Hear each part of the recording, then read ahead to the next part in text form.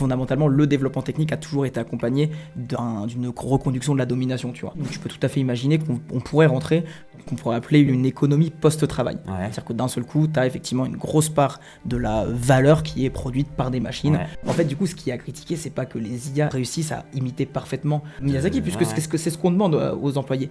Toute part de créativité, etc., est réduite à une logique de rentabilité et de création de valeur, tu vois. OpenAI détient, par exemple, tout l'historique de conversation de tous les gens qui ont utilisé ChatGPT, d'accord ? Ouais. Donc t'imagines qu'en termes de connaissances fines, de l'intimité, des problématiques des gens, etc., c'est quand même un peu flippant. Tu vois, en gros, ça devient un espèce de rapport social qui tend à devenir un rapport social total, tu vois. Non, attends. Stop, calme. Calme. Tu demandes la recette de la galette des rois à l'IA, elle te dit tu mets de l'amande, un peu de poudre de perlimpinpin, et là ça te fait voter Macron, direct. Voilà.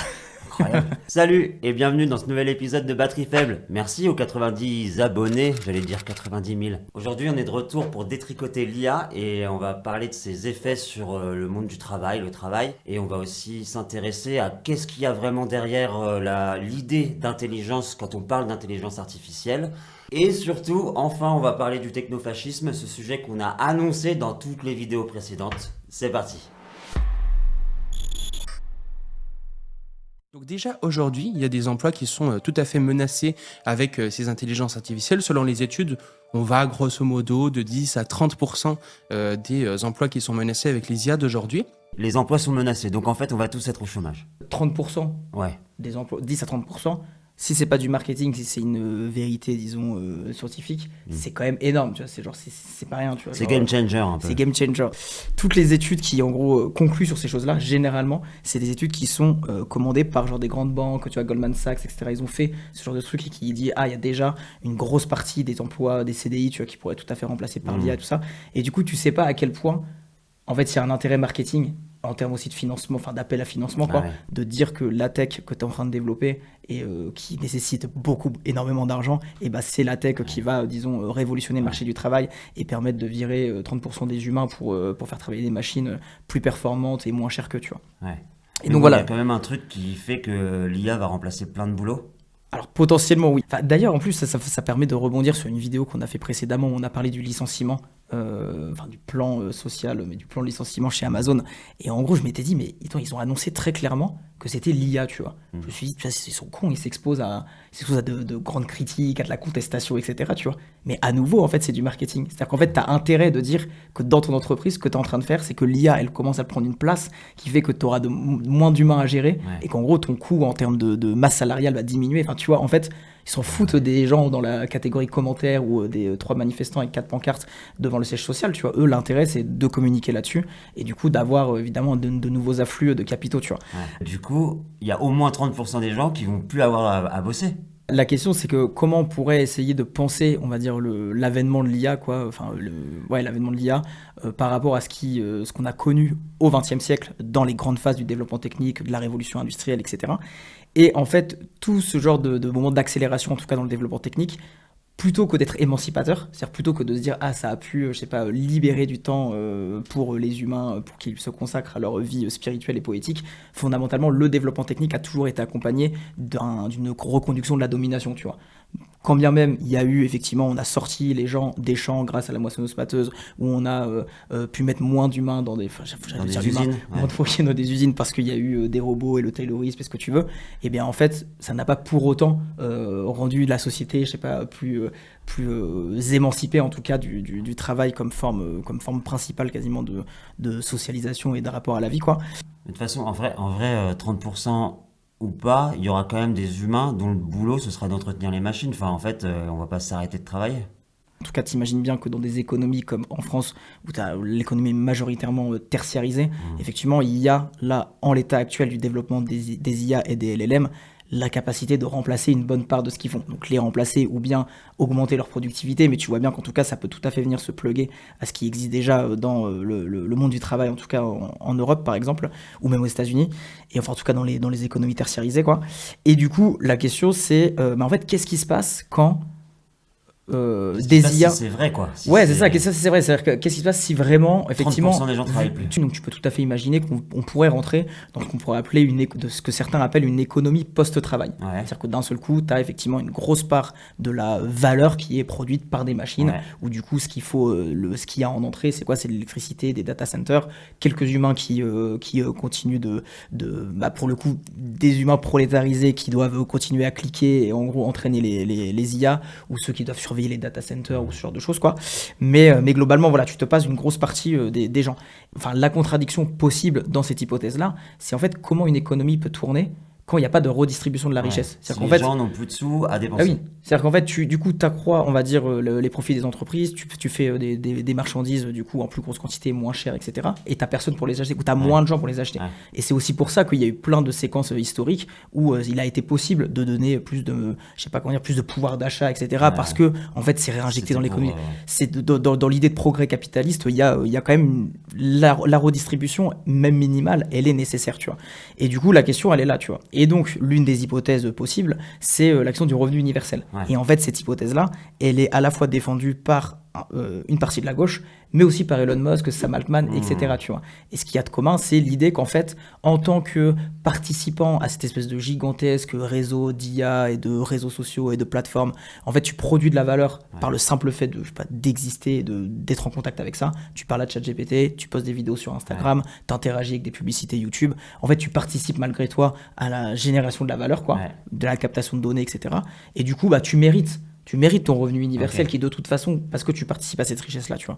Et une partie de la gauche qui a érigé ce truc-là vraiment en revendication, quoi. Bah, en fait, il y a des profits morifiques de ces entreprises-là, donc c'est tout à fait normal qu'il y ait une forme de redistribution de la richesse. Et je pense côté plutôt Elon Musk, enfin, en tout cas les techno-libertariens, c'est plutôt un enjeu, on va dire, de pacification sociale.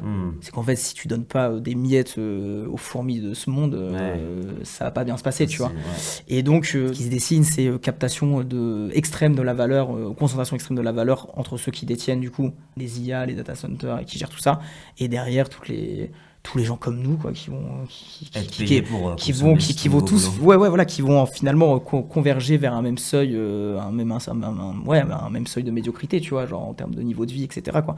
Y compris des gens qui jusque-là avaient des vies relativement aisées, tu vois, genre des gens qui bossaient dans les ressources humaines, dans le marketing, des banquiers. Là, en gros, il y a ChatGPT qui a embauché 100 banquiers pour entraîner des algorithmes qui vont être capables de te faire des espèces de plans de financement au même titre que des grands banquiers, tu vois. Donc, les types participent à leur propre remplacement, ce qui est super cool. Et du coup, voilà. Donc ouais, revenu universel, en tout cas, comme l'une des hypothèses qui est défendue par à la fois des gauchistes et en même temps les techno-libertariens, tu vois.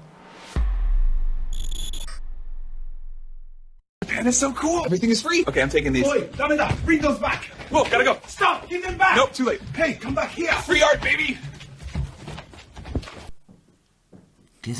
Pourquoi on regarde ça? Pourquoi on regarde ça? Le mec là qui a les feuilles dans la main là, c'est Sam Altman, donc le PDG de OpenAI, et le mec qui lui court derrière, c'est Miyazaki. Ah, c'est Miyazaki, mais putain, Non mais c'est généré par IA. Mais du coup, le truc, évidemment, la métaphore, c'est de dire, la grande entreprise de Sam Altman est venue voler dans les studios, genre les dessins, les machins, les croquis de Miyazaki pour les intégrer au modèle ChatGPT, tu vois. Et du coup, ça c'est sorti au moment où en fait il y a eu la mise à jour c'était il y a 6 mois, 1 an là, où en gros il y a eu la mise à jour de ChatGPT 4. Ils ont intégré en natif la génération d'images, ce qui n'était pas le cas au début, tu vois. Il y avait d'autres trucs, Stable Diffusion, Midjourney, etc. Du coup, ils l'ont intégré en natif. Et alors, est-ce qu'ils l'ont fait volontairement? Mais en tout cas, le truc qui a buzzé, c'est que tout le monde s'est mis à générer des images du studio Ghibli, donc des images de soi, de sa famille, ou de Macron, de je sais pas qui, tu vois. Enfin voilà, ça a buzzé pendant 3 semaines. T'avais tout le monde qui générait des trucs et qui cramait des litres d'eau à faire des requêtes sur ChatGPT pour générer de l'image, quoi. Ouais, petit café. Café avec. Non. Non, on travaille là. Donc ça pose la question quand même du fait que l'IA, elle est pas en train de faire nos machines à laver, elle est plutôt en train de faire de la peinture et tout ça. Donc ça fait chier. Est-ce que du coup, c'est la fin des artistes? Mais en fait, là-dessus, moi, toutes les critiques que j'ai vues elles m'ont un peu agacé. Tu vois, enfin, genre, évidemment qu'il y a un point où critiquer l'IA, ça paraît nécessaire, comprendre un peu les enjeux de machin, complètement, tu vois. Mais il y a des axes, enfin, il y a des points critiques à partir desquels, moi, je trouve que c'est pas top, tu vois. Et notamment, disparition de l'artiste, machin, etc. Le premier truc, déjà, qu'il faut dire, c'est que l'IA, là où elle peut difficilement être critiquée, c'est sur son efficacité. Tu vois, juste factuellement, tu fais des trucs de Studio Ghibli super qualitatifs, tu peux faire vraiment des trucs, vraiment des dingueries qui supposeraient des équipes entières. Voilà, bon, il y a ce truc-là. Donc déjà, tu peux pas la critiquer du point de vue de l'efficacité de l'IA. Aujourd'hui, voilà, ils font... T'es un peu fan de Miyazaki, toi. Je suis un peu fan de Miyazaki. Mais bon, bref, du coup, il y a ce truc-là. Mais personne n'a parlé des conditions de travail du studio Miyazaki. C'est-à-dire qu'en fait, tout le monde dit ah ok, tu fais des requêtes d'IA machin. Donc en gros, les deux arguments principaux, c'est ça crame tu caches de l'eau parce que tu as besoin de faire refroidir les data centers et donc indirectement tu caches de l'eau. Il y a eu plein de statistiques qui ont été faites, combien de litres d'eau est gâché en fonction des requêtes que tu fais, etc. Bref, j'ai pas. Bien que t'en as rien à faire. Non, je sais pas, j'en ai pas rien à foutre, mais l'autre sujet, c'est il pille l'art. Voilà, et la question de l'art et du coup des droits d'auteur, etc. Ouais. À ce moment-là, je me suis dit mais est-ce que des gens se sont posé la question de c'est quoi les conditions de travail dans le studio Miyazaki? Alors, j'ai pas de détails précis sur est-ce que les gens sont bien traités ou pas, mais ce qui est certain, c'est que les gens qui sont recrutés pour bosser au studio Miyazaki, c'est des gens qui, pendant 2, 3, 4, 5 ans, même toute leur vie, ils ont appris à dessiner parfaitement ou à imiter parfaitement le style de Miyazaki pour un jour, éventuellement, espérer être recrutés dans les studios. Une fois qu'ils sont là-bas, mais en fait, ils font quoi? Ils dessinent sous la patte de Miyazaki, sous, on va dire, le génie artistique de Miyazaki. Et donc, en fait, eux, leur part créative à eux, ces employés-là, elle est réduite quasi à néant, tu vois, juste c'est des espèces d'exécutants. Et en gros, ce que tu exiges d'eux, c'est une imitation quasi parfaite de Miyazaki. Que les IA font. Donc, en fait, tu exiges de l'homme une espèce de perfection machinique, en quelque sorte, tu vois. En fait, du coup, ce qui est à critiquer, c'est pas que les IA réussissent à imiter parfaitement Miyazaki, puisque c'est ce qu'on demande aux employés. Du coup, moi, je pense que la question là-dedans, le point critique, c'est le travail. C'est en gros, c'est quoi, en gros, les formes de travail modernes qui font que toute part de créativité, etc., est réduite à une logique de rentabilité et de création de valeur, tu vois. Les studios Ghibli, c'est un business. Donc en fait, les gens qui bossent là-bas, leur créativité est absolument assujettie à la question de la production de valeur et de la productivité, de la rentabilité des studios Ghibli, tu vois. Ça rend aussi chaque film de Miyazaki un peu moins exceptionnel, non? De pouvoir faire n'importe quelle idée dans son style. Ouais, bien sûr. Bah, évidemment que non, mais tu vois, au-delà du truc un petit peu abstrait, théorique, évidemment que tu vois un monde dans lequel tous les produits culturels ont été générés par des espèces d'algorithmes et d'imitations, de machin. Oui, évidemment que ça m'enjaille pas une seule seconde, tu vois. Mais là, c'est plus le point critique, c'est que ce qu'on épargne dans cette critique-là, c'est la logique du travail et toutes les formes d'exploitation et de réduction que ça engage. Et pour finalement, brandir les droits d'auteur et l'eau qu'on a gâchée, même si ça fait chier, je dis pas le contraire, mais en tout cas, là, j'ai plus envie de taper sur la question du travail et la logique de production, qui, moi, me paraît plus fondamentale que les autres éléments. Mais cela dit, évidemment, que la question des savoir-faire, je sais pas comment dire, de métiers qui supposent justement un espèce de rapport à la matière, un rapport artistique, poétique ou spirituel ou ce que tu veux, évidemment que ça c'est un truc qui a à défendre face à la reproduction de ce truc-là dans des machines, tu vois. Je sais pas, j'ai un ami forgeron, tu vois, quand il te parle de ces trucs, tu vois, il va te raconter des histoires. Enfin, tu vois, c'est habité, quoi. Ouais. C'est pas juste un algorithme qui t'a répondu. Donc ça, on est bien d'accord qu'il y a bien des savoir-faire et des métiers qu'il s'agit, on va dire, de défendre comme rapport au monde et rapport à la matière. On est d'accord, tu vois. Voilà, j'avais pas envie d'être tendre avec les studios Ghibli, quand même, j'adore leur production, mais en tout cas, voilà, moi je pointerais plus l'angle critique du côté du travail plutôt que du côté de l'IA, quoi. Tu préfères Mononoke ou Chihiro? Mononoke, arrête de fou. Je vous donne une petite info là-dessus. Des gens se sont amusés à faire passer le test de Mensa. Mensa, c'est un organisme, une association internationale qui s'occupe des hauts potentiels intellectuels, des HPI, de la mesure du QI, de tous ces trucs-là. Et ben ils ont fait passer le test de Mensa, je crois que c'était en Norvège, à ChatGPT, le dernier modèle intelligent, GPT-O3, a passé ce test de QI de Mensa et il a eu 136. En gros, c'est plus intelligent que 98% de la population. C'est élevé, 136. Il y a un an, ils étaient plus autour de 100 et quelques, et on se disait, oh là là, l'IA commence à être aussi intelligente qu'un humain moyen. Ok, donc en fait, je réalise que j'ai moins de QI que ChatGPT, c'est con. Mais du coup, ça pose la question de c'est quoi en fait l'intelligence? Quand on parle d'intelligence artificielle, c'est quoi la définition qu'on met derrière? Parce qu'en fait, elle n'a pas une intelligence, je sais pas, créative, artistique, c'est un truc bien précis, quoi, de performance, de calcul. Le test de QI, c'est hyper critiqué. Et en fait, l'IA, elle s'inscrit dans ce truc-là. Effectivement, quand on parle d'intelligence artificielle, on va surtout parler des algorithmes, de son fonctionnement, des LLM, etc. Et jamais on dézoome sur, mais en fait, c'est quoi le consensus social autour duquel on s'est accordé pour dire, OK, ça c'est l'intelligence, et c'est cette intelligence qu'on va essayer, parce que quand même la prétention de l'IA, c'est d'imiter, Ouais. tu vois, d'imiter informatiquement et algorithmiquement une intelligence. Mais pour ça, effectivement, il faut s'accorder socialement, scientifiquement, ou je ne sais comment, il Ouais. faut s'accorder sur c'est quoi les critères, Quel c'est quoi la type définition, d'intelligence on et c'est vise? quoi son cadre, tu vois.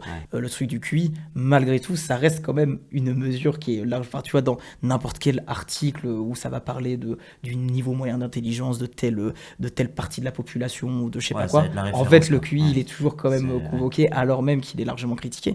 Mais ça en dit long quand même sur justement notre rapport à l'intelligence et aux représentations majeures de l'intelligence. Ce système de notation qui est celui du QI, en vérité, si tu mesures pas ton intelligence au sens multiple et comme tu dis créatif, poétique ou quoi que ce soit, tu mesures plutôt ton adaptabilité Mm. à l'environnement Ouais. social et capitaliste en gros C'est- dans lequel on est, tu vois. En Ouais. gros, comment dire, on va mesurer ton adaptation, ta logique, ta capacité de réaction rapide ou ce genre de choses qui sont plutôt des critères pour des bons employés, des bons ingénieurs, etc. voilà. Donc voilà. Et forcément, tu vois, au cours de l'évolution de l'IA, il y a eu pas mal de, tu sais, notamment dans les années 90, IBM, ils ont fait un algorithme de jeu d'échecs. Tu vois, Ouais. en gros, c'était aussi une forme de programme d'IA, quoi. Et du coup, à ce moment-là, ce qui était en tout cas hégémonique, ou en tout cas qui était assez présent dans les représentations de ce qu'était être intelligent, c'était est-ce que tu joues bien aux échecs, tu vois. Mm. Après, tu as le truc de Alan Turing. Alan Turing, c'est est-ce que, en gros, la machine va être en capacité de tromper l'homme Ouais. sur son être machine, quoi, tu vois. En Le gros, test est-ce de que. Turing où tu sais pas deviner si c'est une machine ou un homme qui te répond. Ouais, voilà, ça, c'est hein. ça. C'est-à-dire que toi, en gros, on te met devant un ordinateur, Ouais. tu te cherches avec Ouais. avec le truc qui est face à toi. Et si t'es pas convaincu que c'est un robot, si tu n'arrives pas à la distinguer, machine qui te parle Voilà. a passé le test. elle passe le test. Ouais. Et du coup, là, on la considère comme intelligente. Intelligente. Et donc, à ce moment-là, l'intelligence concerne plutôt le langage et la Ouais. capacité d'imiter, en gros, le langage naturel. Donc, tu vois, en gros, effectivement, c'est mouvant, ces critères-là. Mais voilà, c'est des critères qui sont plus, encore une fois, ceux de l'adaptabilité à notre environnement social et productif, en gros, quoi. Et du coup, quasiment notre efficacité, quoi, notre degré d'efficacité.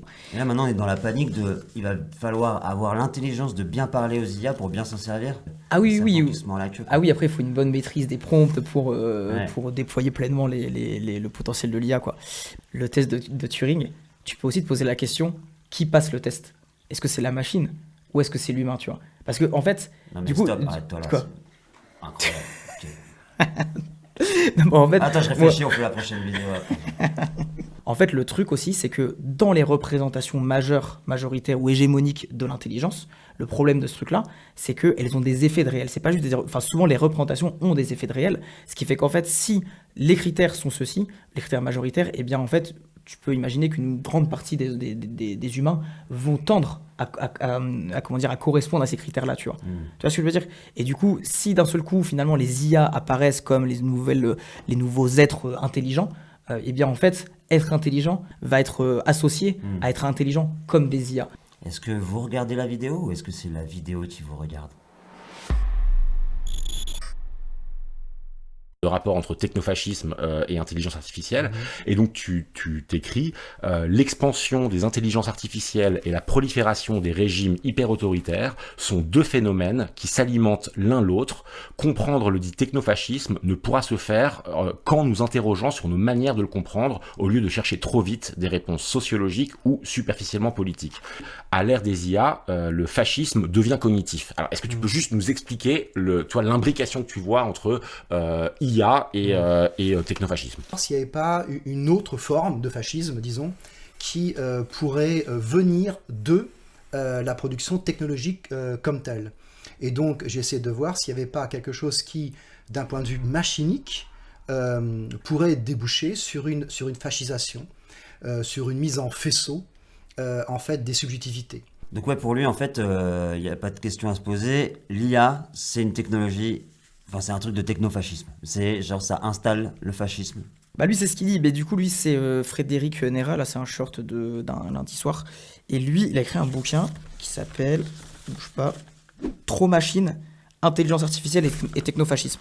Et en fait du coup j'ai maté une bonne partie de son interview là, et ce qui est marrant c'est que au début il voulait pas forcément l'appeler comme ça, tu vois, ce bouquin, Ouais. genre il voulait faire un truc d'analyse de l'IA, de machin, puis en fait plus ça va, mais en fait moi quand je me suis intéressé à la question ça m'a fait un peu le même effet, plus tu t'enfonces dans le truc, plus tu te rends compte un peu de la dinguerie et t'as envie de... Tu vois, je sais pas, c'est un peu, ça casse un peu le cerveau, quoi. Et lui, j'ai l'impression qu'il a vraiment été pris dans cette espèce de machine, dans cette sorcellerie, quoi. Au point où il dit, non, mais là, ça va pas du tout, quoi. Là, c'est mise en faisceau des subjectivités, fascisme, machin, nanana. Alors lui, par exemple, il parle de conicide. Il dit, en gros, il va y avoir une sorte de dévaluation massive de la cognition humaine, parce que nos interactions avec des machines, ça sera tout forcément, tu vois, comment dire, toujours de la matière un peu synthétique, tu vois, algorithmique. Enfin, tu vois, il manque bien quelque chose dans ton rapport au monde et dans ton rapport au savoir quand tu as juste affaire à des réponses algorithmiques, quand bien même elles seraient juste, qualitatives à certains égards. Mais du coup, en termes de rapport et de rapport au savoir, etc., voilà, lui, il pointe clairement la question du conicide, hein, tel qu'il le dit.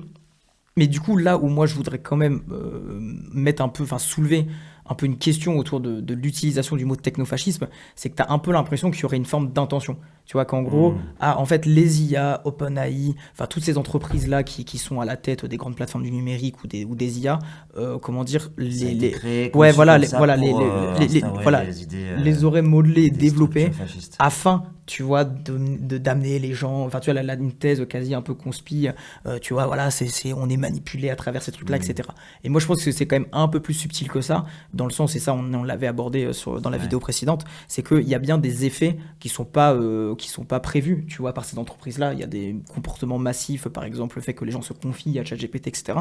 Et c'est des trucs dont ces plateformes-là vont alimenter, tu vois, pour créer de la rétention. Donc ils foncent là-dessus. En fait, eux, l'objectif, c'est avoir du temps de cerveau, enfin, en gros, gagner du terrain sur le mindshare, quoi. Donc, des parts de marché dans l'esprit des gens, grosso modo, quoi, sur l'attention, etc. En tout cas, je m'aventurerai pas dans le caractère trop, comment dire, intentionnel de genre, on fait passer du fascisme à travers les IA de machin. Mais par contre, là où ça devient, je trouve, plus intéressant, peut-être plus fin, c'est de dire qu'en fait, cette dépendance-là que les gens nourrissent à l'égard des LLM et du coup de l'IA, etc., ça devient problématique parce que forcément, qui dit niveau de dépendance accru, eh bien, dit forcément mainmise, entre guillemets, sur justement ce mindshare et du coup l'esprit en quelque sorte des gens. OpenAI détient, par exemple, tout l'historique de conversation de tous les gens qui ont utilisé ChatGPT, d'accord ? Donc t'imagines qu'en termes de connaissances fines, de l'intimité, des problématiques des gens, etc., c'est quand même un peu flippant, tu vois, en termes de connaissance du corps social, il y a quand même, quand tu as la main mise là-dessus, c'est quand même assez particulier. Tu vois, en gros, ça devient un espèce de rapport social qui tend à devenir un rapport social total, tu vois. Au même titre que l'automobile, tu vois, la voiture, tu peux être pour, tu peux être contre, tout le monde a besoin d'une bagnole, tu vas et tu viens, et c'est aussi un dispositif à part entière de circulation des corps et des marchandises, etc. Eh bien, les IA font partie de ce genre de rapports sociaux qui deviennent super hégémoniques dans le travail, ta vie chez toi quand tu es sur ton ordi, enfin bon, voilà, en tout cas, dans les interactions humaines. Et donc, que des entreprises notamment tenues par des techno-libertariens, machin, etc., détiennent, on va dire, ont la main mise sur ce milieu. Bon, déjà ça donne quelque chose. Hein. Parce que d'ailleurs, pour parler peut-être d'une définition du pouvoir, le pouvoir, il n'est pas uniquement coercitif, en mode un pouvoir qui s'exerce des gouvernements vers les populations ou du corps policier vers les populations. Le pouvoir, c'est aussi et surtout la façon dont un certain nombre de dispositifs au quotidien suggèrent des manières de vivre, suggèrent des comportements. Et donc, l'IA va faire partie aussi de cette forme de sociabilité, et donc la façon dont on va... elle va en fait suggérer aussi des manières d'être, des manières de penser, de réfléchir, etc. Bref, pour faire un parallèle un petit peu plus terre à terre, c'est qu'il y a 10 ans, il y a eu... 2016, il y a eu le scandale de Cambridge Analytica. Ouais. Et en gros, le vol des données. Vol des données. En gros, Cambridge Analytica, c'est une entreprise qui fait du marketing digital, enfin voilà, qui est gestionnaire de données, tout ça.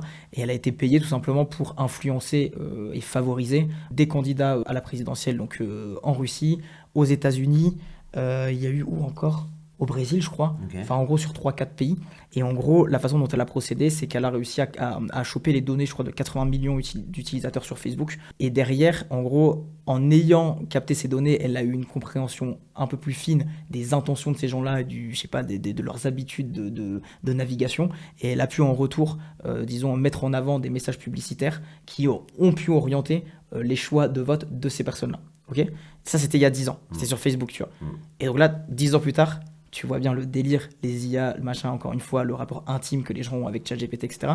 Tu peux tout à fait imaginer que, tu vois, si en gros, on devait orienter des choix, des prises de décision, etc., dans la mesure où ces décisions sont de plus en plus prises par tes algorithmes de recommandation de machin, et là, pour le coup, il pourrait y avoir un effet direct avec des politiques clairement fascistes ou d'extrême droite ou favoriser de futures élections, ce genre de choses. Donc ça effectivement, en ce point-là, je parlerais plutôt de l'IA comme technologie de pouvoir qui est effectivement détenue par des gens qui sont pas dans notre camp, quoi, qui sont pas avec nous, quoi. Donc voilà. Et d'ailleurs, aussi côté chinois, évidemment, l'autre exemple, c'est le crédit social chinois et la façon dont aussi il y a une compréhension du corps social hyper fine. Parce qu'en gros, la technique de la Chine, ça a été d'interdire toutes les applications non chinoises, d'imposer WeChat, je sais plus quoi, Ça, ils ont la main sur tout. les différents trucs. Du coup, ils ont tout. Ils ont une mise en commun aussi en gros, le crédit social, où maintenant c'est assez connu comme truc. Mais du coup, voilà, ils croisent à la fois les informations bancaires, ce que tu as fait comme travail, comment tu te comportes en termes de droits civiques, etc. Ils font un croisement et une espèce de comptabilité de ce truc-là. Et du coup, il y a une connaissance ultra fine de qui est potentiellement déviant, qui a accès à ça, qui n'a pas accès, etc. Donc, encore une fois, pour moi, je modère un petit peu la terminologie techno-fascisme ou etc. Ou fascisme cognitif, parce que voilà, il n'y a pas forcément l'intentionnalité, encore une fois, mais pour autant, il y a création d'un milieu, un rapport social qui devient majeur, et effectivement, les capacités d'influence qui pourront être opérées à travers ces IA-là, elle est considérable. Elle est considérable, tu vois. Enfin, là, c'est un peu pour la note de fin, quoi. Tu vois, les gens qui disent, ouais, mais bon, c'est de la merde, il faut pas interagir avec ces trucs-là, etc. Et du coup, moi, évidemment, dans l'absolu, abstraitement, comme ça, je suis d'accord. Mais en fait, il y a un point, pour revenir sur l'exemple de l'automobile, c'est que tu peux être contre la voiture. Mais tu vois, il y a un moment où c'est un rapport social. C'est-à-dire que tu peux abstraitement dire c'est de la merde, l'automobile, et cramer du gasoil, et ce que tu veux.